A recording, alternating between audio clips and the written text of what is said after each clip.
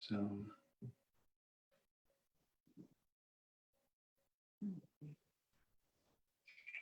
why is it setting up all over again? It's a dirty glass. What kind of restaurant is this place?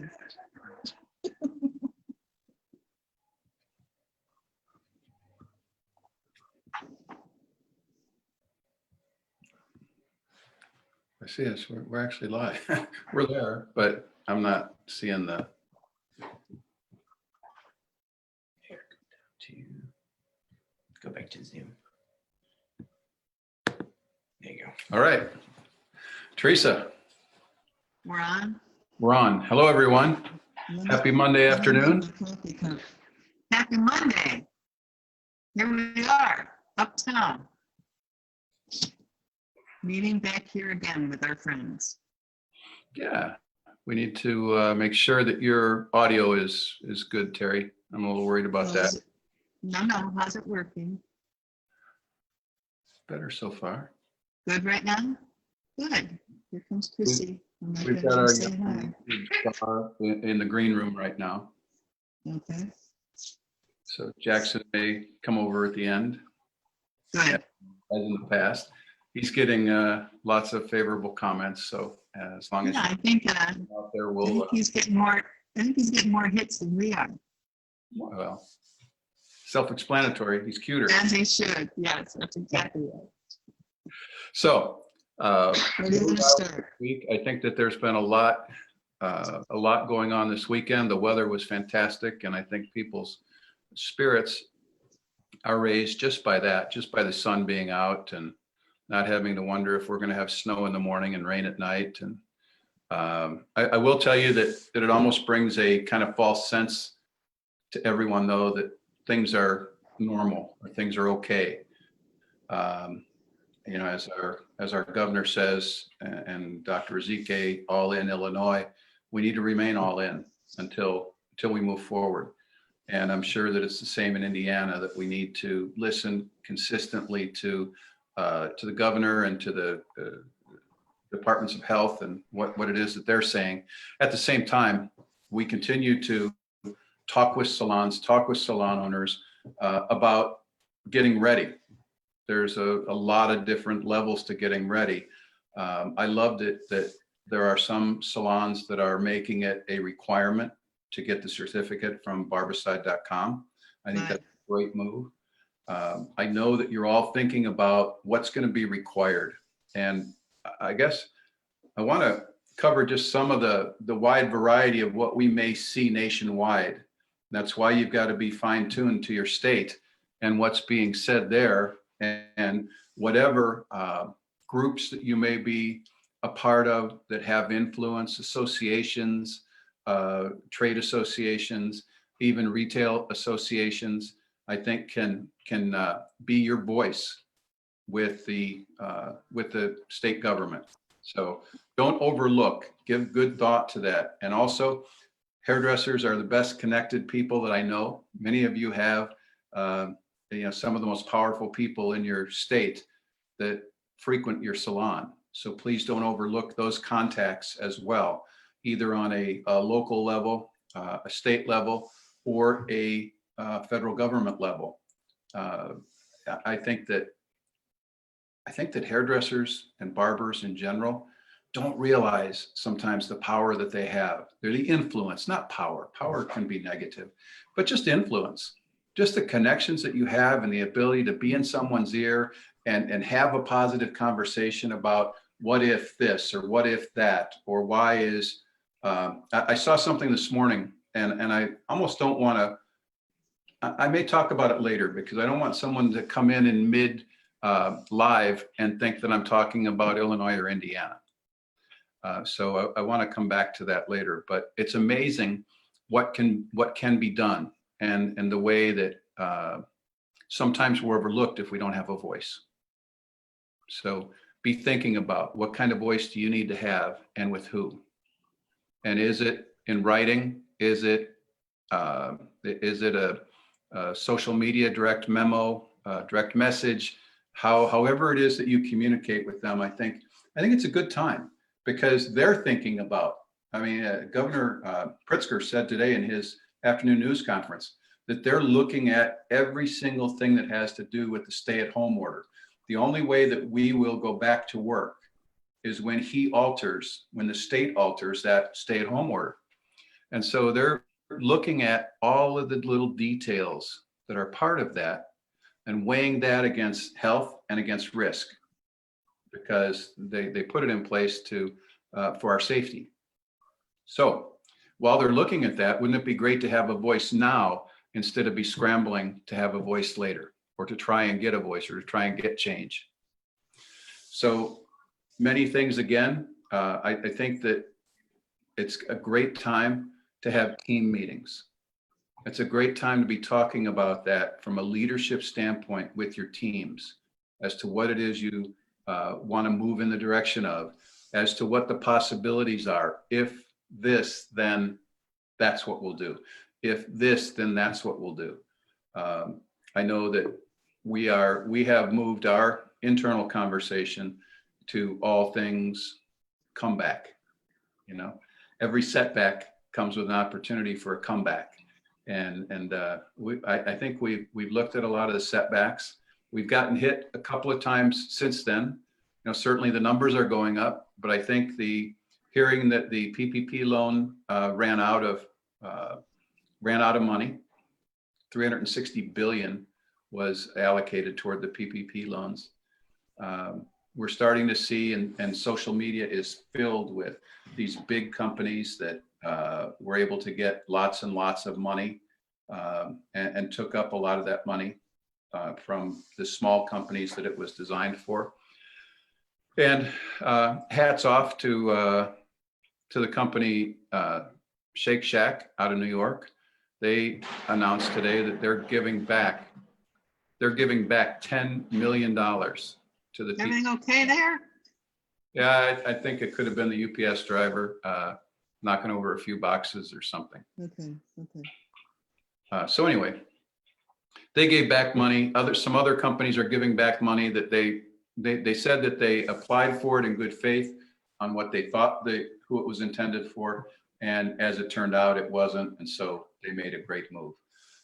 Today, everything I've read is today our government legislators are looking at passing an additional amount for the PPP loans. They think that's the best vehicle.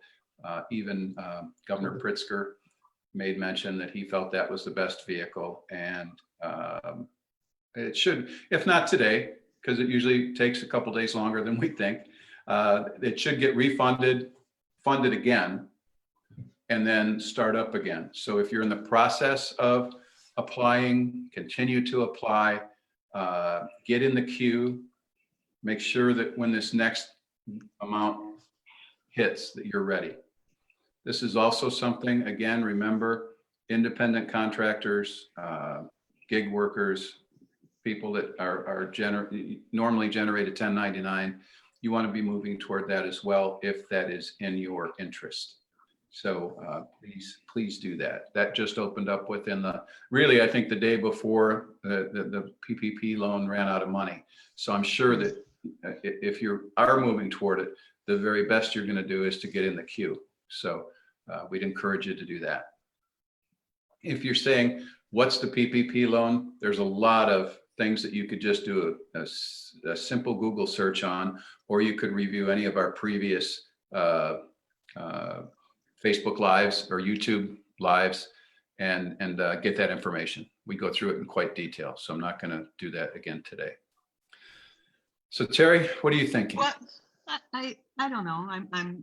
I'm really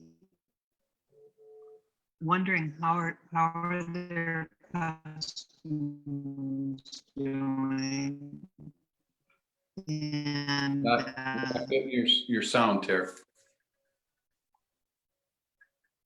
what Can you go on the deck or something? Or out front in the car? questions they have on social media and who's answering. Goodbye. Sorry, everyone. So some things that I would say most definitely is that work with your, God bless her. Here we go. Work with your teams get their input on some of these things. Be ready. Let them know you're thinking. Let them know you're working. It's a time to lead. They'll remember for a long time after this how they felt about you and your leadership than they will about what happened during this time. Oh, Are you back with us? no, I'm not. You might lose me today, but anyway, that's okay. I'm thinking about how people, can you hear me? Yeah, better. I went up into the loft. I think I'm thinking about how we're not a, I can't breathe now. I need oxygen. I'm thinking about how your companies are responding to your guests on social media and encourage them to ask questions or just to discuss maybe your steps of the comeback with them and what this means to them and how excited. I mean, everyone's saying we miss, but we're not saying we're planning for. That's what I'm reading. So instead of saying we miss you all, we're planning for a great return. Let's start really talking about the comeback even more on our social media just versus missing the customers. I think that's going to be big. And then also tell them in respect to how many of you want to get here. And you know, those, I don't know, do you call them memes? Where it says, it looks like a rush of 5,000 people running, and it said, this is what the streets are going to look like when salons get the okay to open. I would capitalize on that message and saying, this is why we're working on efficiency, because this first turn of guests is going to take more efficiencies on our part to facilitate, and we're asking for your support in advance. And I think if you're doing all that, that's when there's not emotion. You don't want to make these announcements once you open where there is emotion and people, like today, you know, I washed my hair and I thought, ooh, boy, do I need a haircut, and do I need my nails done and my eyebrows, and they're going to start calling me Mr. Cowan shortly. But I don't know how patient people can be. I can be more patient because of the people I know in the industry, but what about people that don't understand and don't know and how they're feeling? Oh, my connection's bad. Jennifer's still seeing that. Okay, I'm leaving and going into the other room. Yeah. Thank you. Okay, so while Terri moves around and little by little shows you the background of our home, some of the things that I wanted to say is this. I saw something today. If you listen to, I believe it was our live number 7, it talks about limited menu and week 1, week 2, week 3, week 4. If you went with that process, instead of dates and appointment schedules, but week 1 when we come back, week 2, week 3, week 4, then what I would say is that we're probably going to get a 1 to 2 week notice for when we actually go back in to the salon, because they're going to give you a set of standards, sanitary and safety standards that are going to have to be in place. Yeah, but who's checking that? Can you hear me now? Who's checking that? Who's going to police that? Is that going to be the honor system? I mean, Well, how could it not be? You know what? One thing for sure, there may not be somebody checking every bit of it. However, the state has a responsibility to respond to any complaint. And so if someone walks into the business and feels that they're not taking sanitation and safety in the utmost, it only takes one person to complain and the state has to follow up on it. So Okay. I think it'll be more a one-off, but at the same time, we're not doing it for compliance. And I hope salons aren't doing it for compliance. I hope salons are doing it for overall safety and sanitation. I think we realize that some of our sanitation, while in normal times, certainly not dangerous that it gets bypassed, but in these times, it could be dangerous that it gets bypassed. And so we're going to have to really think this through, which I know many of you are, because I'm having a lot of conversations with a lot of you about this. And what another way that I think, if we're talking about a limited menu, in order to get that first turn and maybe that second turn, a limited menu for a short amount of time, what I saw today, and I can't tell you where I saw it, but I liked it. Setting up a Zoom meeting like this, or even a FaceTime or a Google Hangout or whatever it is that you choose to do, as your consultation a week in advance. We know that our hours are going to be different. We know that the number of guests that we're going to have. Right now, we can look in on our guests. I've got you scheduled at 10 o'clock week 1. I can go through a consultation with you. First, a care check, of course. Second, you know that's going to be appreciated immensely for them to have time talking to you. Third, you're going to be able to see their hair before they come in and talk to them about it. And it's almost, there's this phrase that we talk about that was said by many a great speaker over the years, that people don't care how much you know until they know how much you care about them. And I think caring about them is finding a way that you can reach out to them during this time, talk to them about their hair, because they're sure worrying about their hair. Like it or not, you wouldn't see all these memes. You wouldn't have seen all of the, did you ever notice that this coronavirus made all of the selfies go away? You see very few selfies. People are doing these challenges where they're showing older pictures. They're showing pictures of them and their children. They're showing pictures of them and their parents. They're showing pictures of their parents. They're taking things from the old days because that's when they were happy with how they looked. Right now, I mean, let's face it. I don't know how many of you know the celebrity stylist Kim Vo, but when I wake up in the morning, I look like a gray-haired Kim Vo. I mean, my hair is parted down the center and it is huge, huge. I wouldn't go out in public that way. And there's a lot of people like that as well, and so they're wearing hats and they're wearing babushkas, male, the do-rags and all sorts of other things like that. What they really want is time with you. So why not get your week 1 set up and start these consultations in advance. Let them know that you care about them and about being sure that we hit the mark on their service. And look what that'll do. I mean, I think it's brilliant. It's not my idea, but I think it's brilliant. And I think it could really be helpful for a lot of you. What would you think, Terri, as a guest? If you're, I like it, but what's difficult is it might be so powerful, but how are you going to do it for week 2, 3, 4? I mean, you might love it so much you want to incorporate it, but how is there going to be time to do that once the salon is in motion? You can do it before you open, but after that. Yeah, after that, it's impossible. It's difficult. It represents a great trial run. I like that. It really helps facilitate what this new, especially limited menu would look like.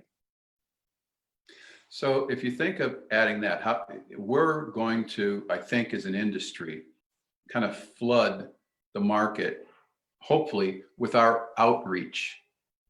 And I think we've got things to communicate with them.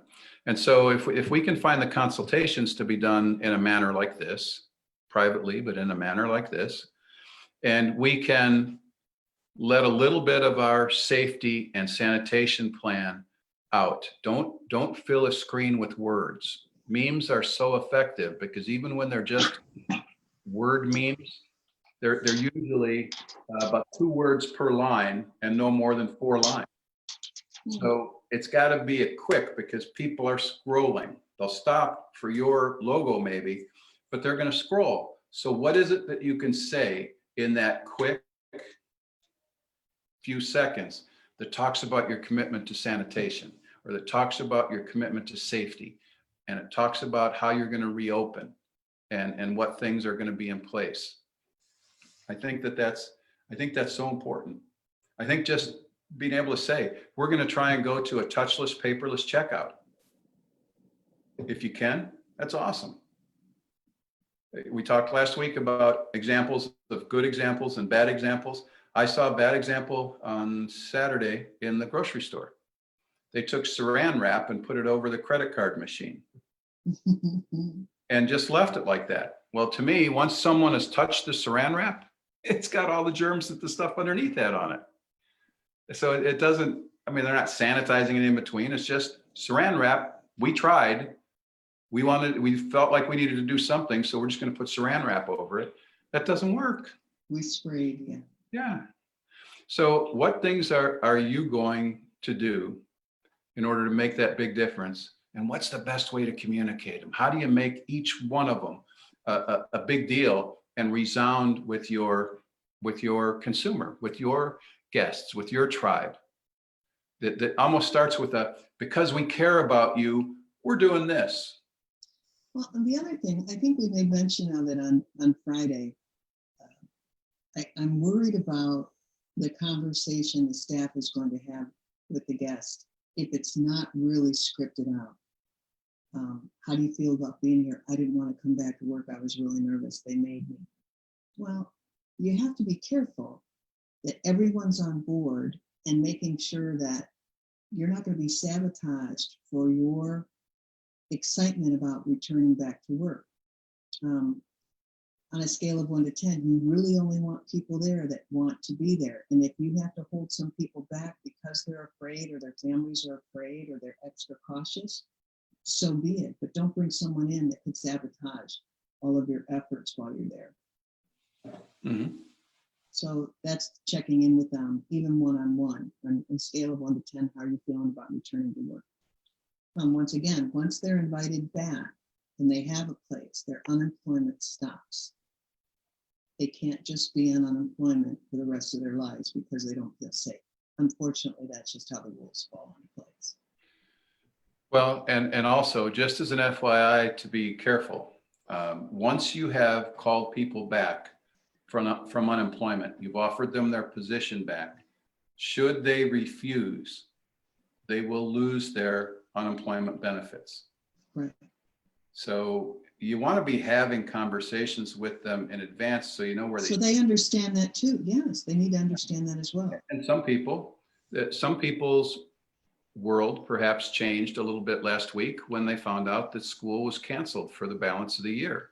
Mhm. And that this distance education, this e-learning, the supporting your child while they're basically spending time on the computer and completing assignments and whatnot.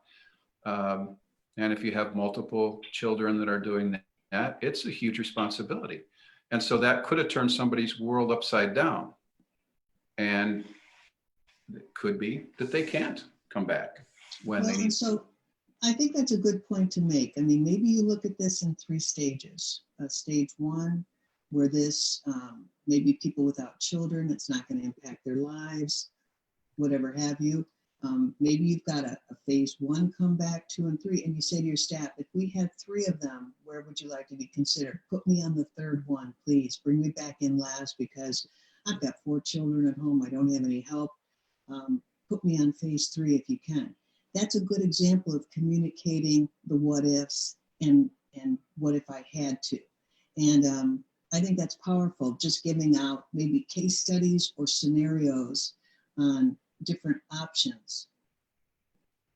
Mm-hmm. We had a young lady, I can remember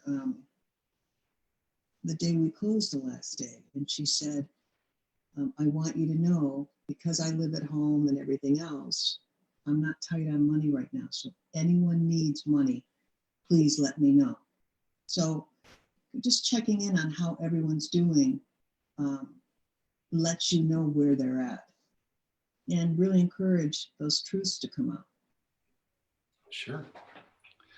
And again, it's just preparation. It's so much that we have the time to do now that we don't have the time to do on a normal basis.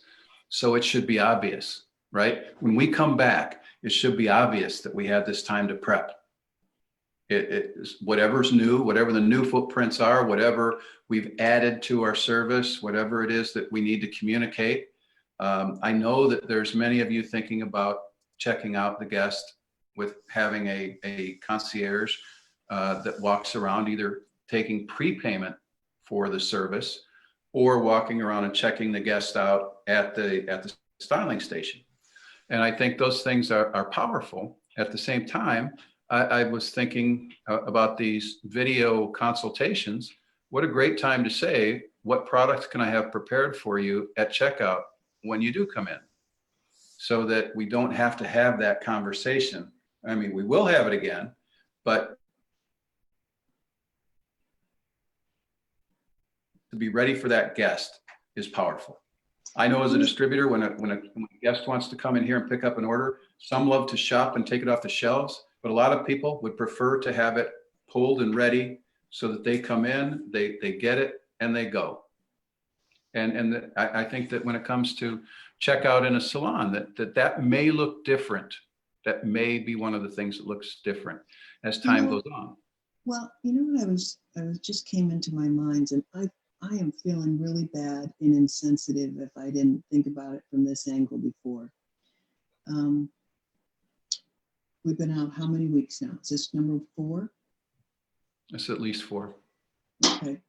So many people say you've had so much time to work on your business. Well, to be honest with you, I haven't. I haven't had as much time. So we've got people that could really be in a situation where they haven't had time to work on any of this. Look at my situation. I haven't had time to work on business, taking care of my mother and being home, right? That hasn't been easy. I mean, if I get a half hour when she takes a nap to run out and work on the garage or pick up sticks or do a load of laundry, I'm lucky, right? So what I'm saying is we might have said, you had all this time. No, in our family, we chose Steve to have the time to work in the business, and I was selected to be at home, right? So you might not have had the luxury to work on these things right now. So I was to have the checklist started for today. My fault. I don't have it. I've asked Chris for some help this week so I can get into the office and just work on some things, as I want to be able to facilitate this and make it as easy as possible. You, especially those of you that don't have the time to work on it. And I've just really thought about that. I mean, I have a list. Someone said, look at what I got done. I painted a wall. And I thought, are you kidding? God, I would love to be able to have that freedom right now to get things done, especially at my age and so on and so forth. It's not here for me right now. So if you don't have that because of the situations at home to work on your business, I mean, we've got some people, owners, that have gone in and, like you said, we've done their businesses, they have had time to do it. But how about those people that are stuck at home and their whole world is different? Their whole responsibilities changed, and they're going to come back to a team that's ready and for them to have the answers, and they haven't been able to give the time to it because of daycare or homeschooling or whatever else. Yeah, that's tough.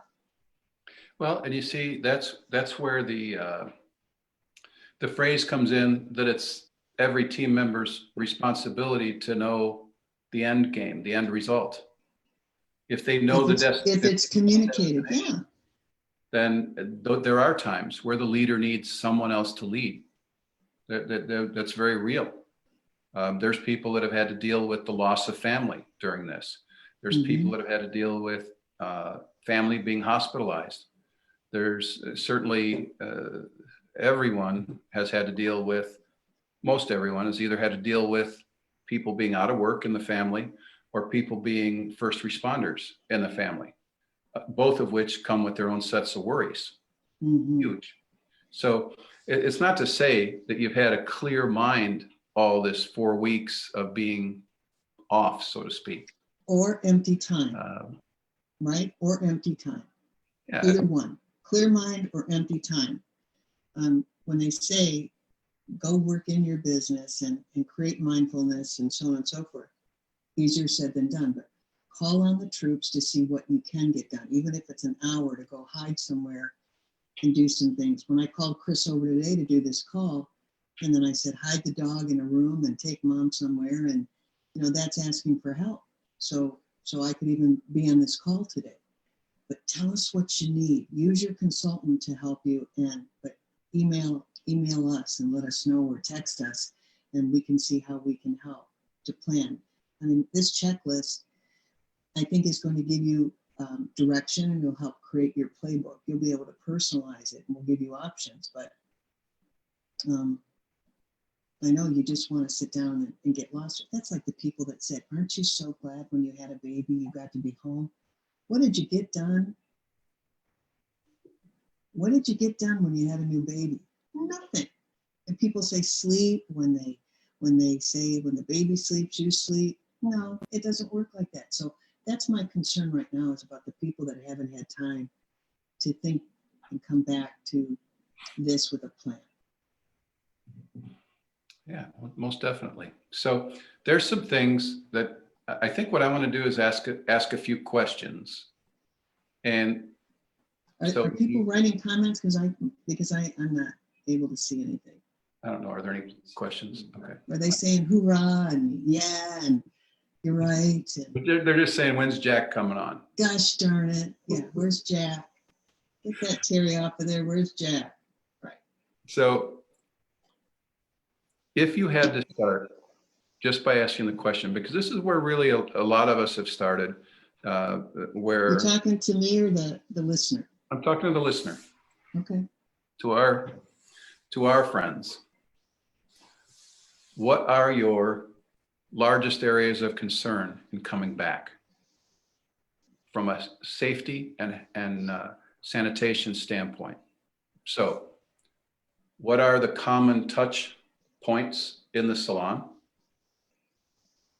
Do you need to think about things like magazines, credit card machines, take-home product? Do you need to think about your chairs, your styling stations, the shampoo area? What's the plan for that? Even what's the plan for your restrooms? Maybe you've never had to have a porter, or you've never had to assign the duties of a porter, but do you need one for the time being? Because really they should be serviced after every guest, all of those areas. Now, do you know there are some antibacterial cleansers that require 10 minutes to work with that surface? There's some that require 2 minutes. What's the difference, and which one should you have? What is the concern about your service desk? Is it going to be manned? In other words, are you going to have someone behind that desk full time? Is that person going to be moving throughout the salon? Are we going to ask for prepayment for, are we going to ask for paperless checkout, even if that's the case? What is going to be the additional cost of business? So, and what I mean by that is, if you have to limit, let's say that you've got 10 chairs, but at any time you could only work 5. What's the realistic additional cost in your business by not being able to work those 10 chairs? And how do you do that? Do you add hours so that those hours can still allow 10 people, so to speak, to work in that business, just not all at the same time? Because for sure, I think we're going to see a suggested number of people in every business based on their square footage. I think for sure you're going to see that.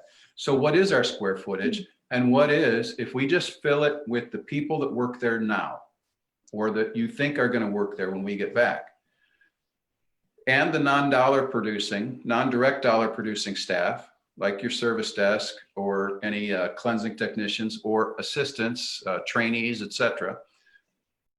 Before you welcome the first guest, how many people are in the building? And how many people is that per square foot? And what are we going to do to maintain social distance? What are we going to do to make sure that we've sanitized and that we are protective ourselves? Because I think that's a definite. I saw something from Europe today in Aesthetica magazine that showed the stylist that talked about they are coming back to work there. That slowly they're coming back to work. But the stylist in the picture not only had a mask, but also had gloves. I know that's not ideal. There's no two ways about it. I know you'd rather not have a mask, and I know you'd rather not have gloves. Gloves make it hard to feel, and a mask makes it hard to communicate. And your guests want to communicate with you. And so that's going to be different. So how are we going to look when we come back to work? And what products are we going to have? I mean, for example, do all testers, if you have testers in the business, certainly they all have to go away. How are we going to sanitize product before it comes to each station? Some of you have product towers. Who's going to be watching those product dispensaries, those product towers, and make sure that those bottles have been sanitized? Where do we want sanitizer placed throughout the business at the various use points? Whose responsibility is it to follow up? Okay. Great, I got that one. So someone's eyes, if you are a busy behind the chair hairdresser yourself, someone's eyes have to be on all of that, or you could have the best of intention and nobody's checking. Remember that in business, sometimes we have to make sure that we inspect in order to get what we expect. And so that who's going to be that kind of standard bearer in your business? And how do we rally our team behind that? How do we celebrate the victories? How do we learn the new footsteps? How do we celebrate the victories? A question came in, Terry, from Penny, thank you. And she talked, Hi, Penny. she talked about the fact that she generally double books. And how is, does that mean maybe she shouldn't? Is that how she phrased it? We don't recommend it during this time. And because when you're double scheduling, you're taking up another square footage commitment by that guest waiting in between services. We would encourage you not to do so. Absolutely. And again, that kind of fits with why we are suggesting, Penny, the limited menu for the first 4 to 6 weeks that we're back, because the key pressure points are going to be touch-ups and haircuts. And if we can schedule week 1, week 2, week 3, week 4, and with haircuts and touch-ups, we can, again, move people through that process, have kind of perfect symmetry as much as possible with the book, and maximize the hours that we are working, that we are available. We're going from nothing to something. And that's something we want to be in charge of as much as we can to touch as many people as we can. There will be time, your guests have become accustomed to double booking, no doubt, power booking. We've seen it, we suggest it, we like it. It makes sense for experienced hairdressers, especially if you're working with assistants and trainees. There's a time for that. It's just not necessarily now because of the additional concerns. And also something that we didn't say, but for all intents and purposes, the parking lot is going to become your waiting room. Because again, they're not going to allow people to just sit and congregate in the waiting area or in the vestibule, the common area of the business. It's not going to be healthy for them to do that. So I would say put that on hold for right now. But there again, when I said figure the cost of what this new way is going to be, so that you're not surprised by it. It will change. And people have asked before, is that going to change the income of my business? Yeah, it will. It has to, because it's all about capacity and throughput. And if you can't put the number of people through the business that you once could, it changes your capacity number. And it probably will influence for a period of time your overall revenue and your profitability. But our revenue right now is darn near nothing.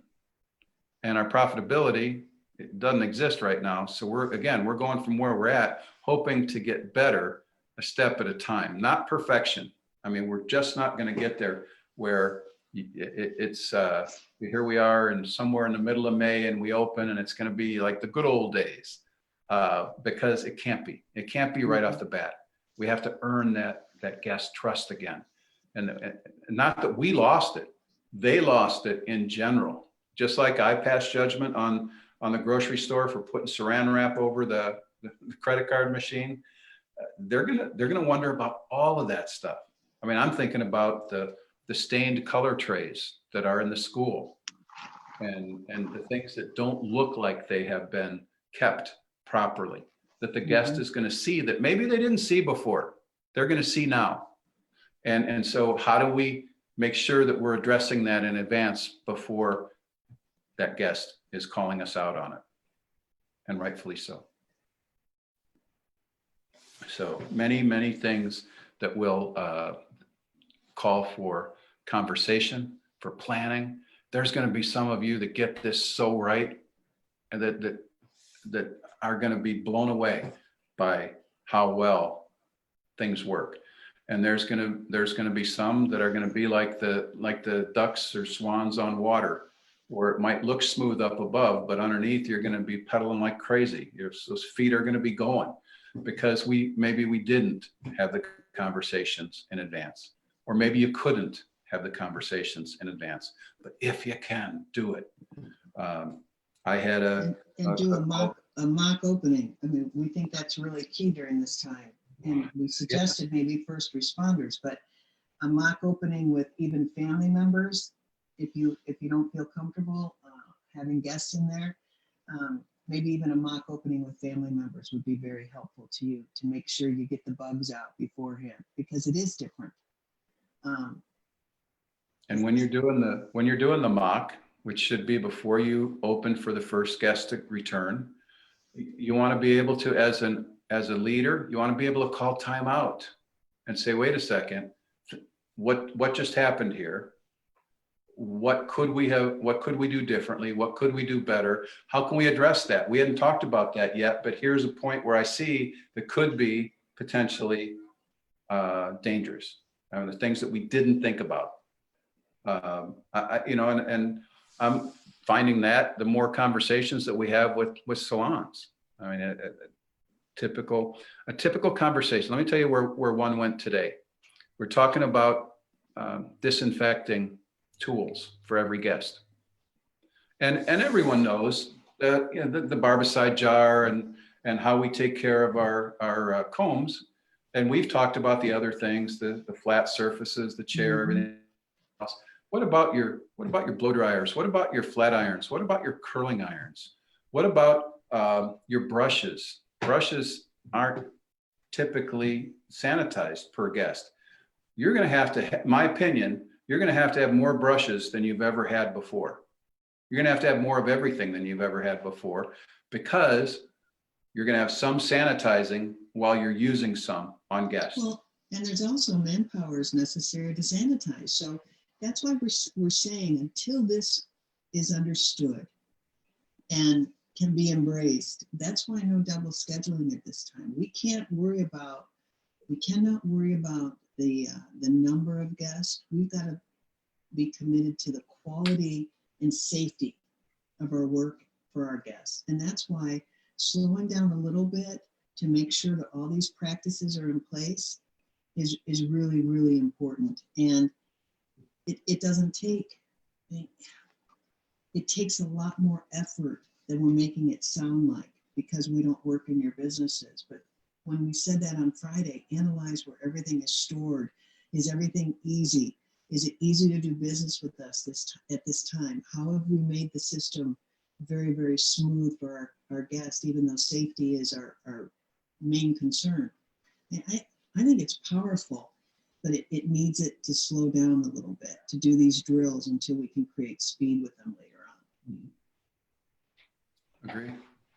So between now and our next call on Wednesday. Oh, wait a minute.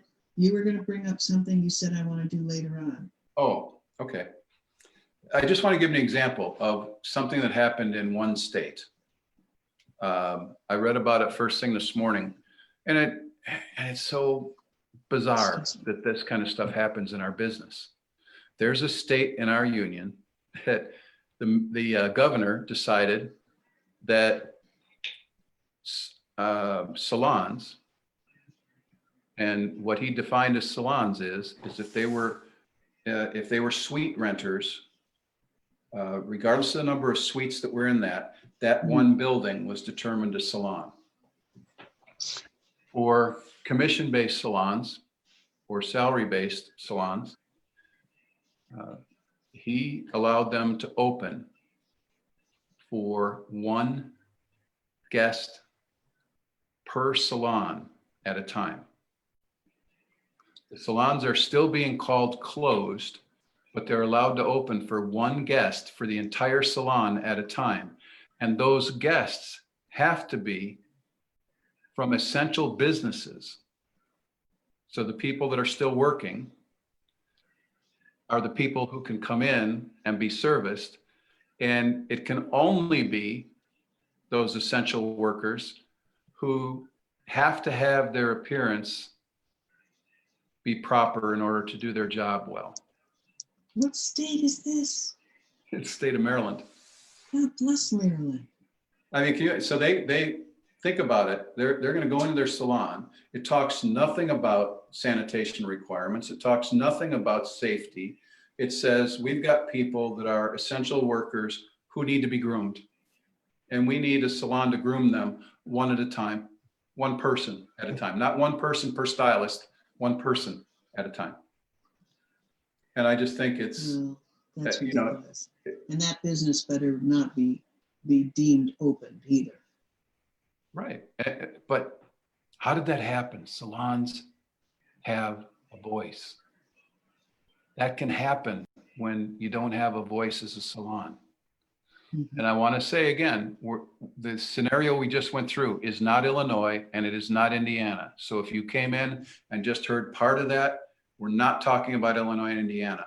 I use it only as an example because when politicians decide who we're going to service and when we're going to open and how we're going to open and in what, without input from the people who are actually doing it, or the people who've lived it, I think that you're asking for trouble. It was something that was going to be put in front of our governor that just didn't have the numbers right. In my personal opinion, didn't have Well, I understand the grooming commitment. I mean, pretty soon, if you've seen League of Their Own, I'm going to be Marla Hooch. night game. And wait a minute, and I'll be like this. Hi, how are you? I'd like to give you a message today about 500 feet away.